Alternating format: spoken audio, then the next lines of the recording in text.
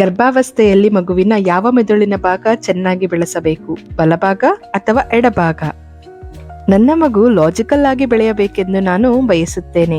ಹಾಗಾಗಿ ಪ್ರೆಗ್ನೆನ್ಸಿನಲ್ಲಿ ಮಗುವಿನ ಎಡಮೆದುಳನ್ನು ಅಭಿವೃದ್ಧಿಪಡಿಸಲು ನಾನು ಬಯಸುತ್ತೇನೆ. ಎಡಮೆದುಳಿನ ಕಾರ್ಯಗಳು number skills, mathematical and scientific skills, writing and speaking languages, objectivity, analytical knowledge, logical thinking and reasoning. ಬೇಡ ಬೇಡ, ನನ್ನ ಮಗು ಕ್ರಿಯೇಟಿವ್ ಆಗಿರ್ಬೇಕೆಂದು ನಾನು ಬಯಸುತ್ತೇನೆ. ಹಾಗಾಗಿ ನನ್ನ ಪ್ರೆಗ್ನೆನ್ಸಿಯಲ್ಲಿ ನನ್ನ ಮಗುವಿನ ಬಲಮೆದುಳನ್ನು ಅಭಿವೃದ್ಧಿಪಡಿಸುತ್ತೇನೆ. ಬಲಮೆದುಳಿನ ಕಾರ್ಯಗಳು 3D shapes awareness, music, dance and art, intuition, creativity, imagination, subjectivity, synthesising emotion and recognition. ಖಂಡಿತ ತಪ್ಪು. ವಾಸ್ತವವಾಗಿ ನೀವು ಗರ್ಭಾವಸ್ಥೆಯಲ್ಲಿ ಎರಡೂ ಮೆದುಳನ್ನು ಅಭಿವೃದ್ಧಿಪಡಿಸುವತ್ತ ಗಮನ ಹರಿಸಬೇಕು.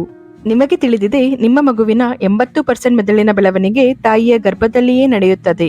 ಹಾಗಾಗಿ ನಾವು ಲಾಜಿಕಲ್ ಎಂದರೆ ಎಡಮೆದುಳಿನ ಅಥವಾ ಕ್ರಿಯೇಟಿವ್ ಎಂದರೆ ಬಲಮೆದುಳಿನ ಮೇಲೆ ಮಾತ್ರ ಏಕೆ ಗಮನ ಹರಿಸಬೇಕು?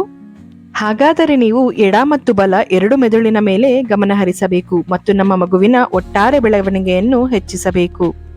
ಮೆದುಳನ್ನು ಬೆಳೆಸಲು ಚಟುವಟಿಕೆಯಿಂದಿರಲು ಏನು ಮಾಡಬೇಕು? ಈ ಪ್ರಶ್ನೆಗೆ ಉತ್ತರವನ್ನು ತಿಳಿಯಬೇಕಾದರೆ ಶ್ರೀಗರ್ಭ ಗರ್ಭ ಸಂಸ್ಕಾರಕ್ಕೆ ಸೇರಿ ಪ್ರಯೋಜನ ಪಡೆಯಿರಿ.